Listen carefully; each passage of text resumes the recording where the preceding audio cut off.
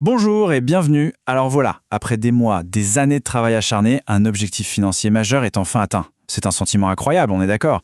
Mais une fois que l'euphorie retombe un peu, il y a cette grande question qui arrive. Et maintenant, on fait quoi? On va se pencher là-dessus pour comprendre comment on définit la prochaine étape, mais de façon vraiment stratégique. 100 000 euros.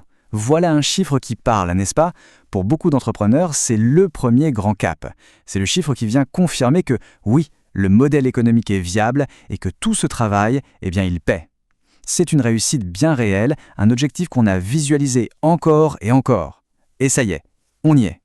Mais justement, le voilà le truc, l'objectif est atteint, du coup la question, et après, s'impose d'elle-même, forcément. Ce succès, ce n'est pas du tout une ligne d'arrivée, en fait c'est plutôt le point de départ d'une réflexion qui, elle, est bien plus complexe sur l'avenir, sur la direction à prendre.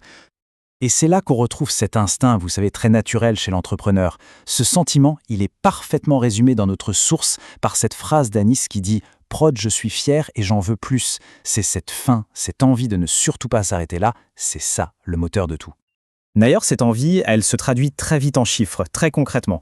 L'ambition, elle, ne s'arrête pas. Une fois qu'un premier objectif est dans la poche, la plupart des entrepreneurs pensent tout de suite à la suite. Allez, on fait 25% de plus, on multiplie le chiffre d'affaires par 1,5, ou pourquoi pas, on le double carrément.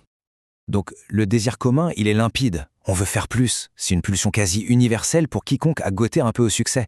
C'est une énergie qui nous pousse à regarder toujours plus loin. Stagner? Non, ce n'est tout simplement pas une option. Attention cependant.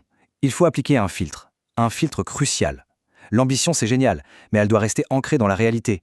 La source le dit très clairement, en écartant par exemple un objectif de faire x10 comme quelque chose de pas vraiment réaliste. Le point essentiel, c'est donc de trouver le juste milieu, l'équilibre parfait entre une croissance saine et des sauts complètement irréalistes.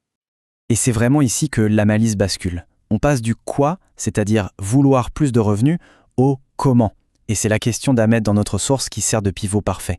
Il demande « Mais la transition ne nécessite-t-elle pas du temps et de la préparation ?» Et là, il met le doigt sur quelque chose d'essentiel. La réponse à cette excellente question, c'est un principe fondamental, une véritable philosophie de travail. L'organisation prime à l'action.